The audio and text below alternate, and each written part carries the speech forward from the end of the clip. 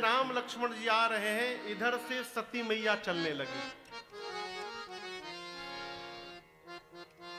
यहां पर दर्शन करिएगा, लक्ष्मण जी की दृष्टि गई, दृष्टि पड़ते लक्ष्मण जी पहचान गए नकली भाभी, मेरी भाभी नहीं है।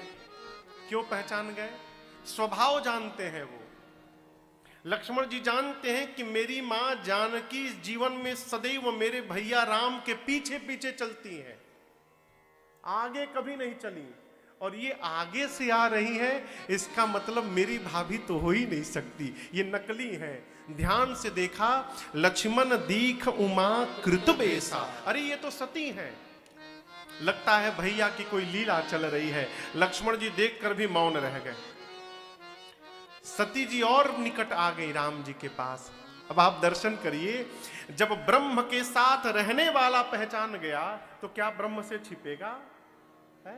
राम जी ने देखा और प्रभु ने क्या किया, जोरी पानी प्रभु कीन्हा प्रणाम,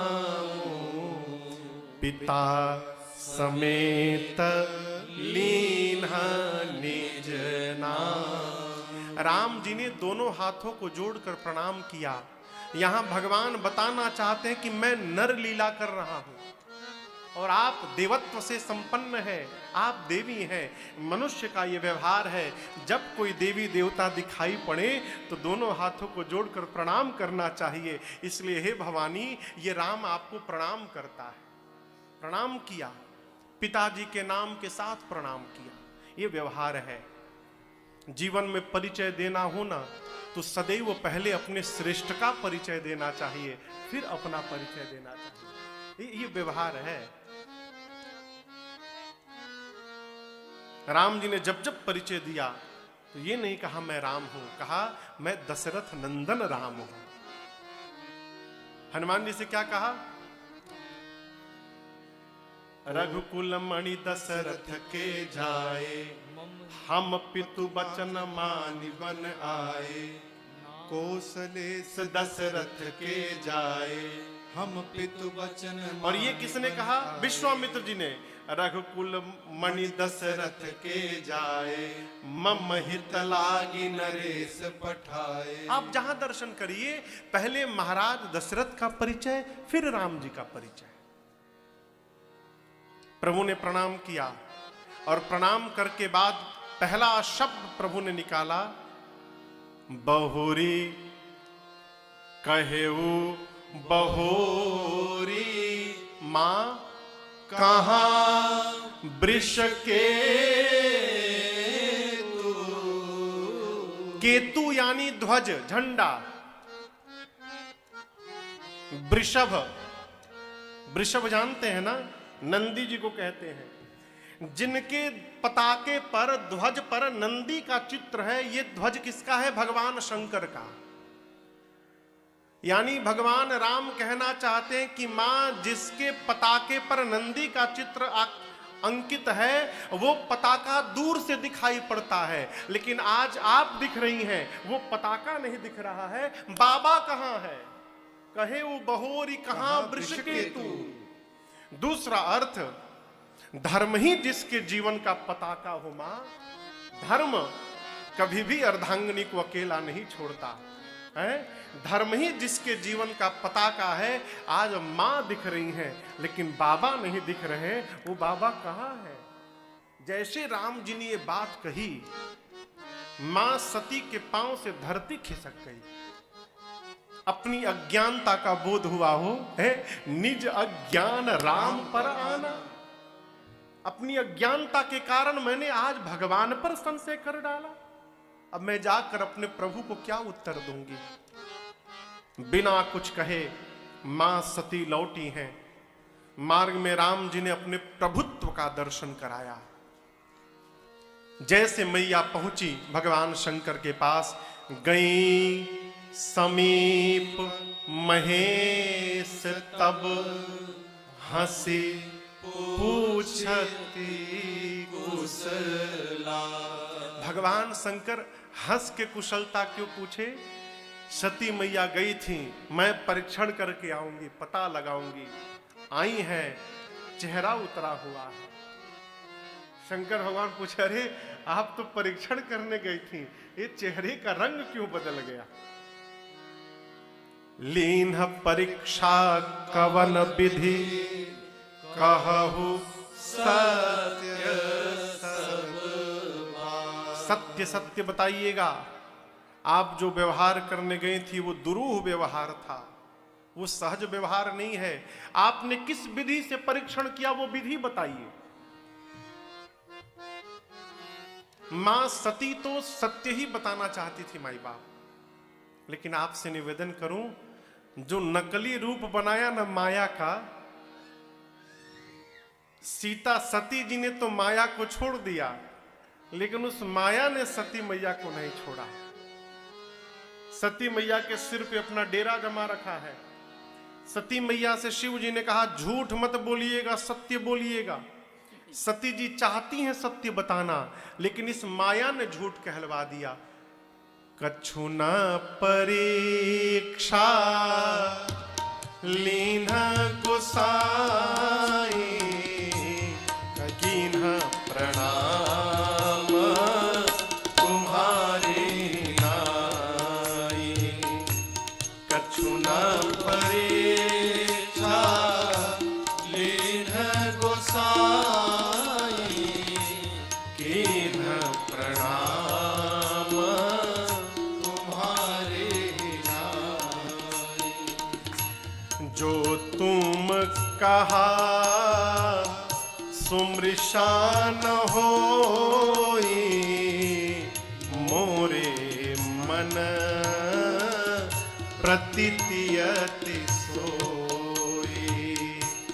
जो तुम कहा सुमृषा न होई, मोरे मन प्रतीति अति सोई। तब शंकर देखे धरि ध्याना, तब शंकर देखे धरि ध्याना, तब शंकर देखे धरि ध्याना। सत्य जो कीन्हा चरित सब जाना, तब शंकर देखे उधरि ध्याना। सत्य जो कीन्हा चरित सब जाना, सत्य जो कीन्हा चरित सब जाना। सत्य चरित सब जाना। मैया ने कहा, प्रभु मैंने परीक्षण किया ही नहीं। बाबा ने पूछा क्या किया? मां ने बोला वही जो आपने किया। कीन्ह प्रणाम तुम्हारी ही नाई। आप दूर से प्रणाम किए छिप के, मैं भी उनके पास नहीं गई, मैं भी छिपी रही और दूर से ही मैंने भी प्रणाम कर लिया। पास जाती तब न परीक्षण करती, मैंने तो परीक्षण किया ही नहीं। जैसे आपने परीक्षण किए प्रणाम किया, मैं भी गई प्रणाम करके चली आई है। प्रभु आप कहेंगे जो तुम कहा सो मृषा हो, आप जो कहे वो मृषा होगा, झूठ होगा, कदापि नहीं। मेरे मन में तो पहले से ही विश्वास था आप सत्य बोल रहे हैं। भगवान शंकर सोचे इतनी जल्दी बात बदल गई। कितना समझाता रहा, मान जाओ मान जाओ, उस समय एक बार तो नहीं बोली आप सत्य बोल रहे हैं। ना ना, ऐसा संभव नहीं लग रहा है। भगवान शंकर ध्यानावस्थित भय। शिव जी योगीश्वर हैं, भगवान योगेश्वर हैं। योगीश्वर और योगेश्वर का यही अंतर है माई बाप। राम जी को सती जी का वेश जानने के लिए ध्यान में नहीं जाना पड़ा। भगवान बिना ध्यान के समझ गए कि ये सीता जी नहीं है, सती जी हैं। लेकिन सती मैया के इस व्यवहार को जानने के लिए शंकर भगवान को ध्यानावस्थित होना पड़ा। योग की एक क्रिया का नाम है ध्यान। समाधि के निचले पायदान का नाम है ध्यान। यम नियम आसन प्राणायाम प्रत्याहार धारणा, तब जाकर 7वें पर ध्यान, और ध्यान के ऊपर 8वां योग है समाधि। ध्यान में गए, जाकर सती जी का पूरा व्यवहार देखा। सती जी ने सीता जी का रूप बनाया। भगवान शंकर को बड़ा कष्ट हुआ। अब यहां पर देखिए, बाबा के लिए एक समस्या है। व्यवहार की आपसे बात करूं सतीश भैया, यदि मैं आपको ठग लूं, व्यवहार की बात, यदि मैं आपको ठग के चला जाऊं, उसके बाद जब जब आप हमको देखेंगे तो क्या याद आएगा? कहिए कहिए, अरे कहिए, हंस क्यों रहे, कहिए, सही बताइएगा। ये याद आएगा कि महाराज राम कथा करते हैं? क्या याद आएगा? ठग के चले गए। कथा करते हैं बाद में याद आएगा, पहले ये याद आएगा, बताओ ये हमको आए थे ठग के चले गए थे, वही महाराज है। मनुष्य व्यवहार का विस्मरण नहीं कर पाता है। आपके साथ कोई गलत व्यवहार कर दे तो वो जब जब दिखाई पड़ेगा, उसका व्यवहार सबसे पहले याद आएगा, अमुक ने मेरे साथ ऐसा व्यवहार किया था। शंकर भगवान के पास क्या समस्या है? बाबा सोचने लगे, अब आज के बाद जब जब सती मुझे दिखाई पड़ेंगी तो मुझे याद आएगी कि सती ने मेरी मां सीता का रूप बनाया था। अब जिसको देखने के बाद मां की याद आएगी, उसके साथ मैं अपने गृहस्थ धर्म का व्यवहार कैसे करूंगा? अब तो सती मुझे मेरी मां की याद दिलाएंगी। जैसे शंकर भगवान इस द्वंद्व में पड़े हो, प्रभु श्री राम के चरणों का स्मरण किया प्रभु ने, और मन में संकल्प किया। क्या संकल्प किया? एहि तन सती भेंट मोहि नाहि, एहि तन सती भेंट मोहि नाहि,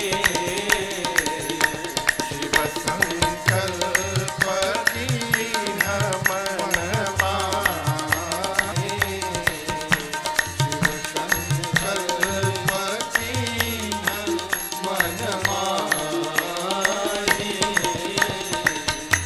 चलत गगन भय गिरा सुहाई, चलत गगन भय गिरा सुहाई, जय महेश भली भगति दृढ़ाई, जय महेश भली भगति दृढ़ाई, जय महेश भली भगति दृढ़ाई।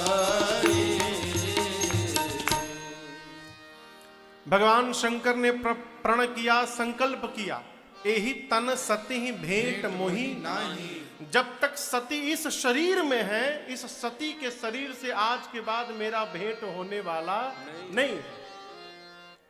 जैसे भगवान शंकर ने मन में संकल्प किया, आकाशवाणी भई, जय हो जय हो जय हो प्रभु, आपके अलावा भक्ति को इतनी ऊंचाई तक कौन लेकर जा सकता है? आपकी सर्वदा जय जयकार हो। आकाशवाणी ने भगवान शंकर की जय जयकार की।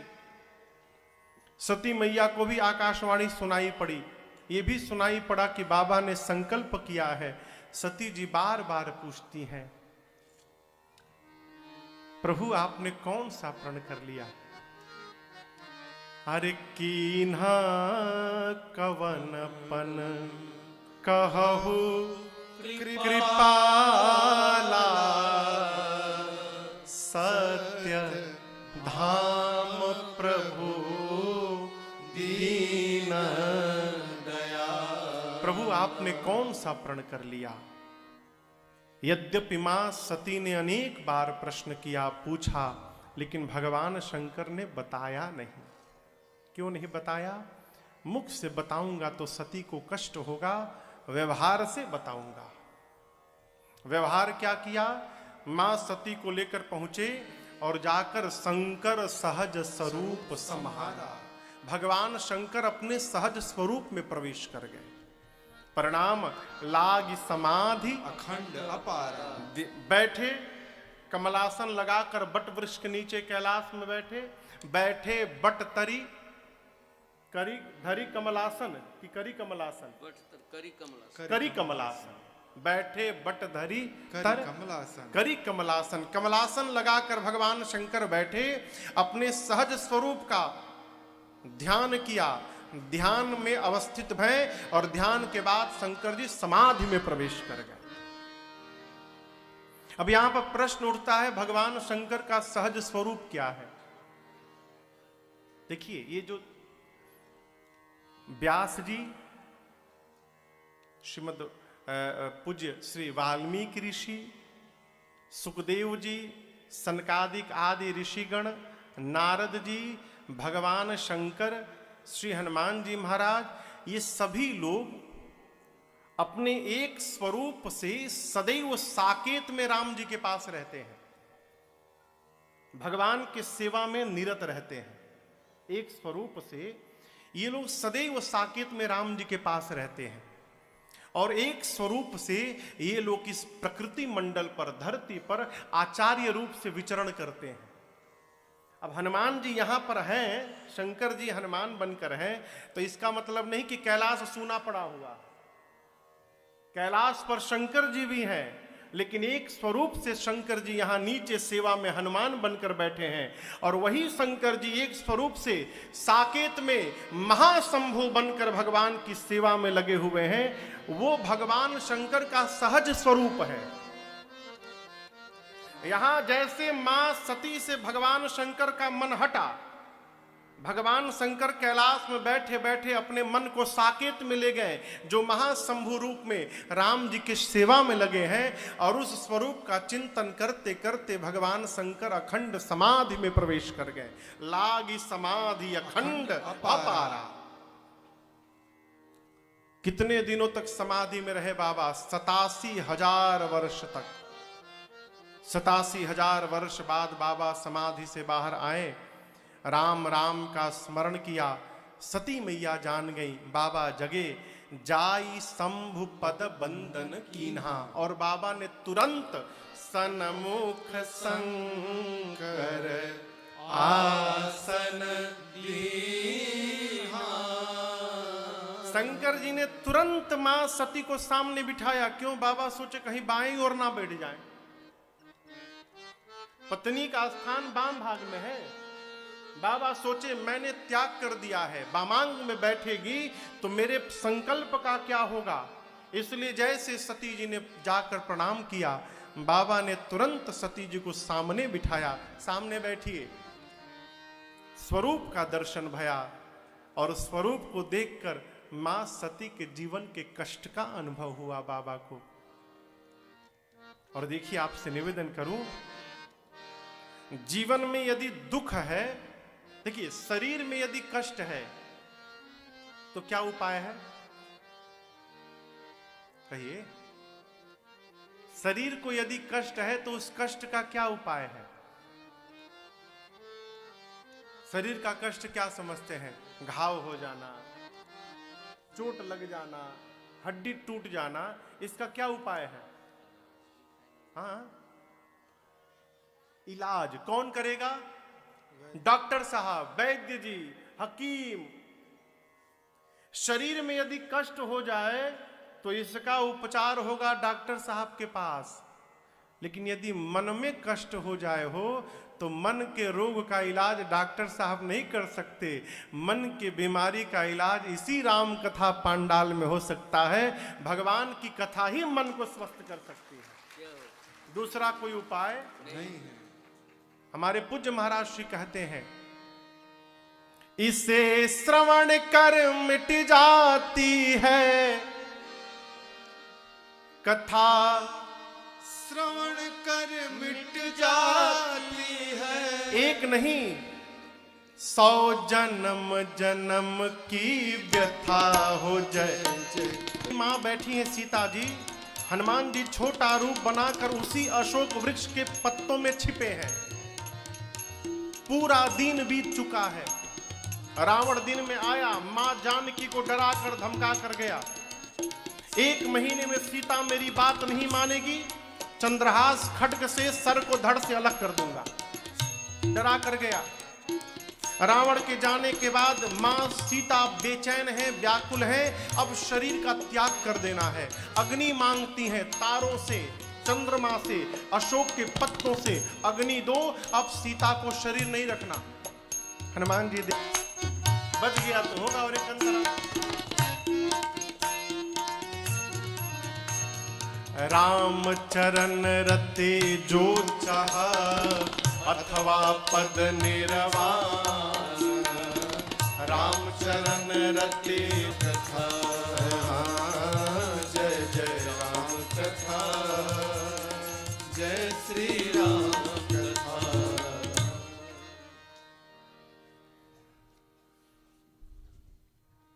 कथा जीवन की व्यथा को समाप्त कर देती है। मां सती के दुख को समाप्त करने के लिए भगवान शंकर सन्मुख बिठाकर मैया को लगे कहन हरि कथा रसाला, लगे राम जी की कथा सुनाने। ठीक उसी समय सती मैया के पिताजी दक्ष प्रजापति, दक्ष देखिए मनु महाराज की 3 बेटियां भई। धरती के आदि माता पिता स्वयंभू मनु और शत्रुपा मैया इस सृष्टि के आदि माता पिता हैं। हम और आप मनु महाराज की संतान हैं, इसलिए हम लोग मनुष्य कहलाएं। मनु महाराज की 3 बेटियां आकुति, प्रसूति और देवहूति मैया। श्रीमद् भागवत जी में बड़ा विस्तार से वर्णन है। मनु जी ने प्रसूति मैया का विवाह किया दक्ष प्रजापति के साथ, ठीक ना। दक्ष प्रजापति की 14 बेटियां हैं। कितनी बेटियां? 14। पद्म पुराण के अनुसार 24 बेटियां हैं। पुराण में अलग अलग कथाएं हैं। प्रारंभ की 13 बेटियों का विवाह दक्ष जी ने धर्म के साथ किया और सती मैया का विवाह दक्ष प्रजापति ने भगवान ब्रह्मा जी के कहने के बाद भगवान शंकर से किया। यदि 24 बेटियां आप लेते हैं तो उनमें से अग्निदेव के साथ विवाह भया, पितरों के साथ विवाह भया। दक्ष महाराज जैसे प्रजापतियों के नायक बनाए गए ब्रह्मा जी द्वारा, देखिए दक्ष ऐसे अभागे हैं, अपने दामाद भगवान शंकर को ही अपना शत्रु मानते हैं। शत्रु क्यों मानते हैं? सम्मान नहीं किया। देखिए कोई किसी का सम्मान अपमान नहीं करता। हमारे द्वारा किया हुआ कर्म हमको समाज में सम्मान प्राप्त कराता है और हमारे द्वारा किया हुआ व्यवहार ही समाज में हमको अपमानित कराता है। कोई किसी का सम्मान अपमान नहीं करता। और सीधी सीधी बात कहें, सम्मान की चाह ही हमको समाज में अपमानित करा देती है। अब सम्मान की कल्पना ही मत करिए, कोई आपका अपमान करेगा ही नहीं। जैसे दक्ष प्रजापतियों के नायक बने, जैसे संसद में सांसद चुने जाते हैं, उसके बाद एक सभापति चुने जाते हैं उन्हीं में से। तो पहले दक्ष प्रजापति बने और प्रजापति बनने के बाद उन प्रजापतियों के नायक बने। जैसे बड़ा अधिकार मिला हो, अभिमान हो गया। और जब आदमी कोई बड़ा पद प्राप्त करता है ना, तो पहले अपने शत्रु को ढूंढता है, बुलाओ उसको बताऊं मैं। शंकर जी को क्यों शत्रु मान लिए? जैसे प्रजापतियों के नायक बने तो देवताओं ने इनके स्वागत में एक सभा बिठाई ब्रह्मा जी के यहां ब्रह्मलोक में। तो जिसका सम्मान होता है वो बाद में आता है, पहले सभी लोग आ गए रहते हैं, तब ना वो आएंगे तो ताली उली बजेगी, सम्मान होगा। सभी देवता आए थे, दक्ष बाद में आए। सभी देवताओं ने खड़े होकर उनका अभिवादन किया, छोड़ ब्रह्मा विष्णु महेश। अब स्वभाव देखिए, 100 में से 90 लोगों ने प्रणाम किया तो व्यक्ति को 90 नहीं दिखाई पड़ते, वो 10 दिखाई पड़ते कि किसने किसने प्रणाम नहीं किया, सूची बनाओ। अरे 90 प्रणाम किए हैं ये भी तो देख लो। नहीं, दक्ष ने देखा ब्रह्मा विष्णु महेश नहीं खड़े हुए। ब्रह्मा जी पिता हैं, कोई बात नहीं। विष्णु जी भगवान हैं, कोई बात नहीं। लेकिन शंकर तो मेरा दामाद है, इतना बड़ा हो गया, ससुर जी आए और खड़ा नहीं भया। भागवत जी के अनुसार यहां पर दक्ष ने उसी सभा में शंकर जी को बहुत भला बुरा सुनाया। लेकिन देखिए, बाबा तो राम नाम की मस्ती में मस्त थे हो, उनको कोई फर्क ही नहीं पड़ा। उसी दिन से दक्ष ने भगवान शंकर को अपना शत्रु मान लिया और जैसे बड़ा अधिकार मिला भगवान शंकर को ही अपमानित करने के लिए दक्ष ने हरिद्वार के कनखल में एक यज्ञ की रचना की। कैसे रचना की? बाबा कहते हैं, दक्ष लिए मुनि बोली सब और करन लगे बड़ जाग, निवते सादर सकल सुर जे पावत मख भाग। दक्ष ने मुनियों को बुलाया और कहा, यज्ञ की रचना करिए। सबसे पहले वाजपेय यज्ञ भया। वाजपेय यज्ञ के बाद बहुत बड़ा यज्ञ की रचना बनी। जो यज्ञ किया गया उस यज्ञ का नाम था बृहस्पति सव नामक महायज्ञ। मुनि लोग यज्ञ की रचना करने लगे, तैयारी करने लगे। दक्ष ने सभी देवताओं को आदर पूर्वक निमंत्रण भेजा। आदर पूर्वक क्यों? दक्ष को लगा कहीं इनको पता चलेगा देवताओं को कि शंकर जी को नहीं बुलाया गया है, तो कहीं देवता भी आने से मना न कर दे। देवता नहीं आएंगे तो यज्ञ कैसे होगा, इसलिए खूब आदर करो। सबके पास गाड़ी भेजा, विमान भेजा, वाहन भेजा देवताओं के पास। आप सादर आमंत्रित हैं, सपरिवार आमंत्रित हैं, मिठाई उठाई सब भेजा। यही ना होता है आदर के साथ। गाड़ी भी भेज दी, गाड़ी भी नहीं करना, पेट्रोल हमारा खर्चा। आप सपरिवार आइए, घर का एक भी व्यक्ति न छूटना चाहिए। न्योते सादर सकल सुर।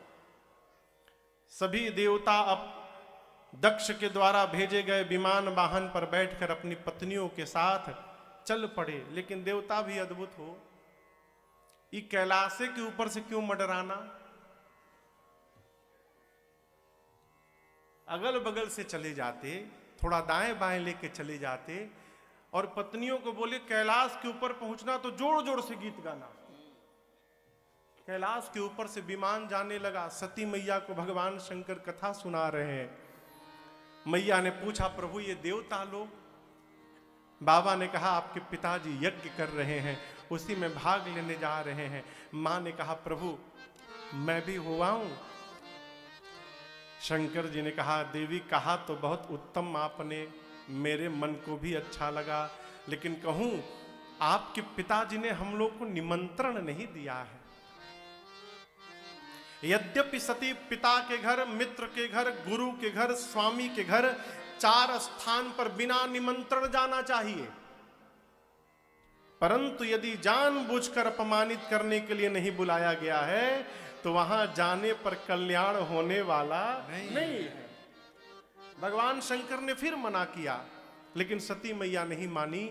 जब मां नहीं मानी तो अंत में बाबा ने दिए मुख्य गण संग तब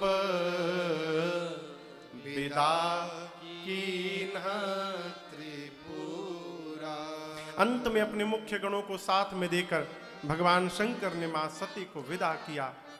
और आपसे निवेदन करूं, जैसे सती मैया अपने पिताजी के घर पहुंची, बाबा कहते हैं, अरे पिता भवन जब गई भवानी, पिता भवन जब गई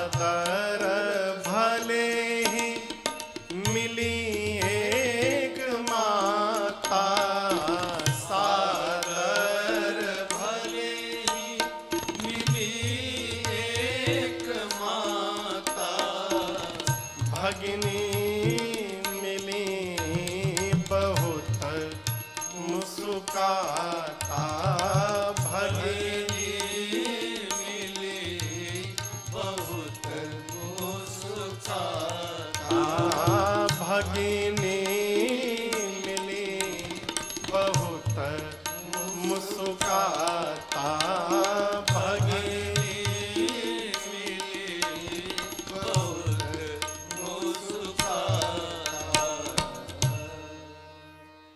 सती मैया पिताजी के घर गई। आप कल्पना करिए, किसी ने सती जी से बात तक नहीं की।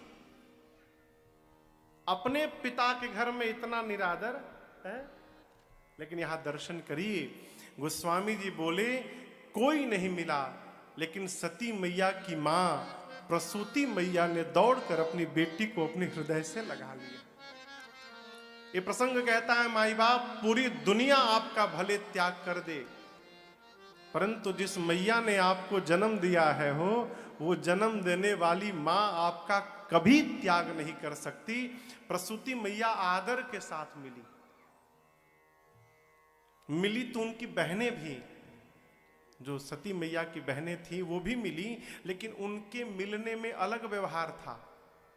गोस्वामी जी कहते हैं, भगिनी मिली बहुत मुस्काता, मां मुस्कुरा कर मिली, अब बहनें बहुत मुस्कुरा कर मिली। मुस्कुराना तो ठीक है, लेकिन बहुत मुस्कुराना ठीक नहीं है। बहुत मुस्कुराना यानी व्यंग हो जाता है। जैसे देखिए, लोग क्या करते हैं, किसी के पास गए निमंत्रण लेके, बगल में एक और व्यक्ति बैठा है, गए हैं कार्ड लेकर इनके लिए, सतीश भैया आपको आना है, दिखाई पड़ गए, आपको भी आना है। तो जहां आपको भी आना है भी लग गया ना, इसका मतलब सूची में आपका नाम नहीं है, आप दिखाई पड़ गए इसलिए बोला जा रहा है। सावधान, आपको भी में नहीं जाना है, आपको आना है, में जाना है? यहां बहनें मिली, भगिनी मिली बहुत मुस्काता। बहुत मुस्काता का अर्थ है व्यंग्यात्मक हंसी। अरे आप भी आ गए, बताइए ना, आप भी आ गए यहाँ पर। ये क्या है? व्यंग। आपको बुलाया नहीं गया था, आप पंडित जी आप भी आ गए, ये व्यंग है। भगनी बहुत मुस्कुरा कर मिली। सती मैया को फर्क नहीं पड़ा, क्यों? मां के प्रेम में है, मां डूबी है सती जी। सती मैया ने कहा, मां मैं यज्ञ मंडप की परिक्रमा लगाना चाहती हूं। सती जी ने जाकर परिक्रमा लगाया, देखा यज्ञ मंडप में सभी देवताओं के लिए स्थान बना है और मेरे पति के लिए कोई स्थान नहीं। जिस यज्ञ में रुद्र का स्थान नहीं, वो यज्ञ हो ही नहीं सकता। मां आवेश में आ गई। सबते कठिन जाति अवमाना। अपनों के बीच में देखिए, आप समाज में निकले, कोई आपको जानता नहीं, वो यदि आपको नहीं देखता आपको फर्क नहीं पड़ता, लेकिन यदि आपके अपने आप को बिना देखे चले जाएं तो फिर जीवन कुछ बचता नहीं है। वो सबते कठिन जाति अवमाना। मां का शरीर क्रोधाग्नि में जलने लगा। मां ने कहा, हे देवगण, हे ऋषिगण, जितने देवता ऋषि मुनि इस मंडप में आकर बैठे, अपने अपने कानों को खोल कर सुन लो। आज जिसने बैठकर मेरे पति का अपमान किया है, निंदा की है, अथवा जिसने बैठकर कानों से सुना मात्र है, आप सबको दंड मिलेगा। मर्यादा कहती है, जिस सभा में संत की, शंभु की और श्री हरि की निंदा हो रही हो, यदि अपने भीतर सामर्थ्य है तो निंदा करने वाले की जिह्वा काट दो। यदि शक्ति नहीं है, कान बंद करके सभा से चले जाओ। मेरे पति केवल मेरे पति मात्र नहीं है, जगत के पिता हैं, और आज इस मंदमती मेरे पिता ने मेरे पति का अपमान किया। आज के बाद मैं इसकी बेटी के रूप में जीवित नहीं रहूंगी। इतना कह के सती मैया ने अपने दाहिने पांव के अंगुष्ठ से योगाग्नि को प्रज्वलित कराया और अपने आप को सभा के मध्य में जलाकर भस्म कर दिया। असका ही जो अग्नि तनु जारा भयउ सकल मख हाहाकारा भयउ सकल मख हाहाकारा भयउ सकल मख ऐ माँ का शरीर योगाग्नि में जलने लगा हो, हाहाकार मच गया। भगवान शंकर के गण यज्ञ को विध्वंस करना प्रारंभ किए। नारद जी जाकर भगवान शंकर को बताएं। बाबा को आया आवेश, सिर से जटा से एक केश निकाल कर बाबा ने धरती पर प्रकट किया। वीरभद्र प्रकट है। शंकर जी ने वीरभद्र को कुपित करके भेजा है। वीरभद्र आए, सबसे पहले यज्ञाचार्य की दाढ़ी नोची। जो यज्ञ के आचार्य थे बोले, बिना रुद्र के यज्ञ कैसे करा रहे हो, दाढ़ी नोच ली। एक देवता थे पूसा, शंकर भगवान की निंदा के समय खिलखिला के हंस रहे थे।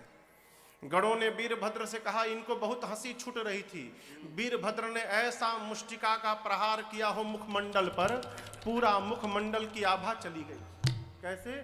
सारे दांत टूट के निकल गए। वीरभद्र बोले, अब हंस के दिखाओ। किसी का पांव तोड़ा, किसी का पीठ तोड़ा, किसी का हाथ तोड़ा। दक्ष के सर को पकड़ा वीरभद्र ने, सर को हाथ से घुमाना प्रारंभ किया और हाथ से ही घुमाकर धड़ से सर को अलग करके और अग्नि कुंड में ले जाकर मानो पूर्ण आहुति कर डाली, उसी में झोंक दिया। बाद में भगवान शंकर को बुलाकर यज्ञ की रक्षा कराई गई। दक्ष प्रजापतियों के नायक बने, नायक बनते बनते सर गायब हो गया, तो सृष्टि का क्या होगा? अस्तु बकरे का सर लगाकर उनको पुनर्जीवित किया गया। अब दर्शन करिए, शरीर मनुष्य का, अब मुख किसका? बकरे का। तो बकरे के मुख से मनुष्य की बोली निकलेगी। लगे मेमियाने हो। अब दक्ष जब मेमियाने लगे तो शंकर भगवान की हंसी छूट गई। क्यों? ससुर जी की बदली बदली बोली सुनाई पड़ी। देखिए, भगवान के भगत लोग, शंकर जी के भगत लोग गाल बजाते हैं। आपने सुना है? हमको बजाने नहीं आता, आप कभी देखिएगा। आप में से कोई बजाता है? जैसे बकरा गाल बजावत है ना, बाबा के भगत लोग गाल बजाते हैं। क्यों? इसी कारण दक्ष की आवाज को सुनकर भगवान शंकर की हंसी आ गई। भगवान शंकर के भक्तों ने सोचा कि ऐसी आवाज सुनकर बाबा प्रसन्न हो जाते हैं, इसलिए बाबा के भगत लोग गाल बजाकर उनको प्रसन्न करने में लग गए। सब गाल बजाते हैं। दक्ष को पुनर्जीवित किया गया। इधर सती मैया मरने से ठीक पहले, सती मरत हरे सन बर मांगा, सती मरत हरि सन बर मांगा, जन्म जन्म शिव पद अनुरागा, जन्म जन्म शिव पद अनुरागा, तेहि कारण हिमा गिरिगृह जाई, तेहि कारण हिमा गिरिगृह जाई, जनमी पार्वती तन पाई, जननी पार्वती तन पाई, जनमी पार्वती तन पाई। सती मैया ने मरते समय राम जी से वरदान मांगा, प्रभु जन्म जन्मांतर में भगवान शंकर के ही चरणों की दासी बनूं, यही प्रार्थना है। राम जी ने आशीर्वाद दिया और इसी वरदान के कारण सती मैया का अगला जन्म हिमांचल महाराज के घर में पार्वती मैया के रूप में भया है। आइए एक बार भाव और श्रद्धा से सारे लोग बोलेंगे, बोलिए पार्वती मैया की जय।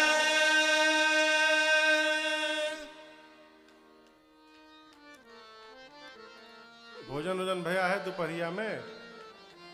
हाँ, आप लोग तो ऐसे जयकारा बोल रहे हैं जैसे मानो महीनों से भोजन न मिला हो। इतने जोर से बोलिए, कम से कम मंदिर तक तो पहुंचे बाबा के। बोलिए पार्वती मैया की जय। मैया का जन्म भया। नारद जी पहुंचे, देवर्षि नारद हिमांचल जी के घर में। हिमांचल जी ने नारद जी के चरणों का पूजन किया, चरणों को पखारा, पूरे घर में चरणामृत को छिड़कवाया। पार्वती जी को बुला के प्रणाम करके कहा, नारद जी आप त्रिकालदर्शी हैं, आप सर्वत्र आपकी गति है, गति सर्वत्र तुम्हार। आप तनिक मेरी बिटिया की हाथ की रेखा देखिए तो इसके भीतर क्या दोष गुण है, आप मुझे कृपा बताइए। नारद जी पार्वती जी का हाथ लेकर बोले, महाराज आपकी बेटी तो समस्त सद्गुणों की खान है। शैल सुलक्षण सुता तुम्हारी, इनका नाम उमा अंबिका भवानी होगा। संसार में आपको आपकी बेटी के कारण ही यश की प्राप्ति होगी। ये पतिव्रता शिरोमणि होंगी। संसार की स्त्रियां आपके बेटी के नाम का स्मरण करके और अपने अपने पातिव्रत धर्म का पालन करेंगी। इनका सौभाग्य सदैव अखंड बना रहेगा।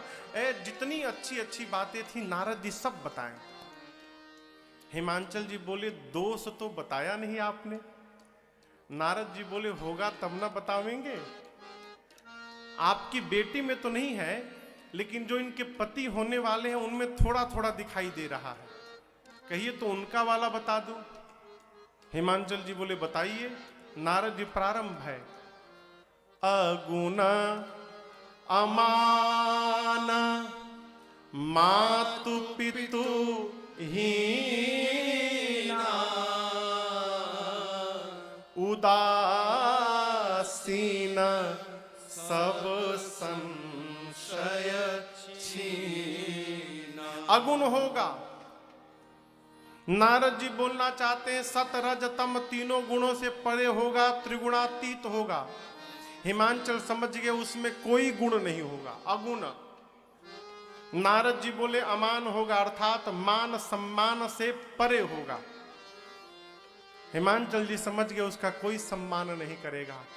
नारद जी बोले उसके माता पिता हैं भी कि नहीं हैं, हैं तो कौन है किसी को नहीं मालूम। मातु पितु, माता पिता है ही नहीं, उदासीन रहता है, जोगी है। जोगी जटिल अकाम मन नगन अमंगल वेश।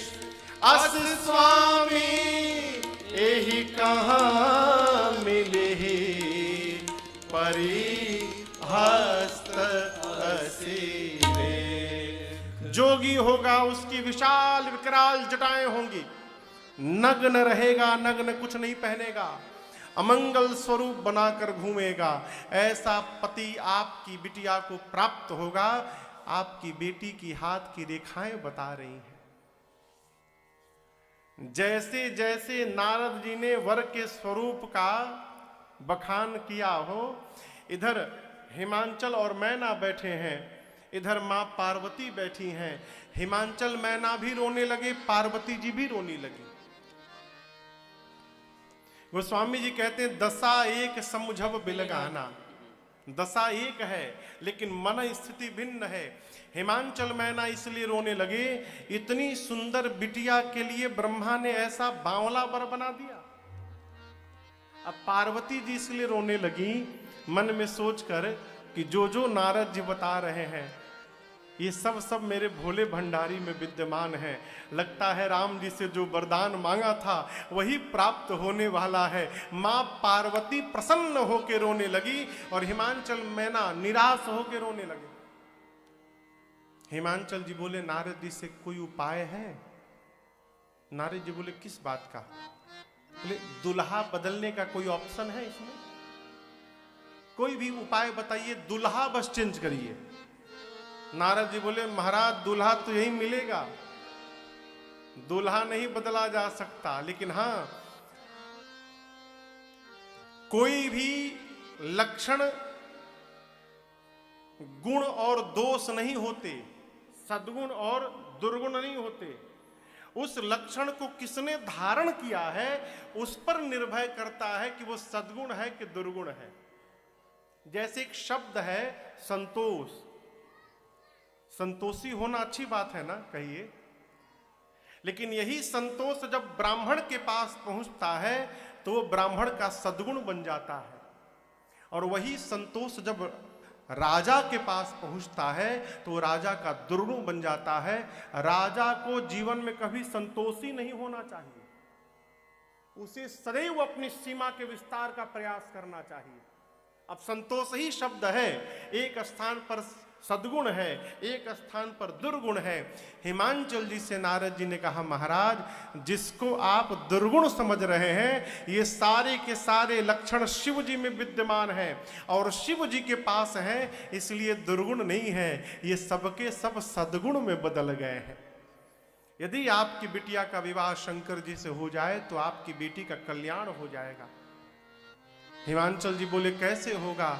नारद जी बोले उसी लिए तो मैं भेजा गया हूं, उपाय मैं बताता हूं। जो तप करे कुमारी तुम्हारी, जो तप करे कुमारी तुम्हारी, भावे उमेठी सकहीं त्रिपुरारी, भावी उमेठी सकहीं त्रिपुरारी। नारद जी ने कहा आपकी बिटिया यदि तपस्या करेगी तो शिव जी अवश्य प्राप्त होंगे। मां पार्वती सुनी, माता पिता को प्रणाम करके जाकर मैया ने वन में हजारों वर्ष तक कठोर तपस्या की, और मां की इस कठोर तपस्या का परिणाम एक दिन आकाशवाणी ने कहा, क्या अस्तप काहू न कीन्हा भवानी, अस्तप काहू न कीन्हा भवानी, भय अनेक धीर मोहि ज्ञान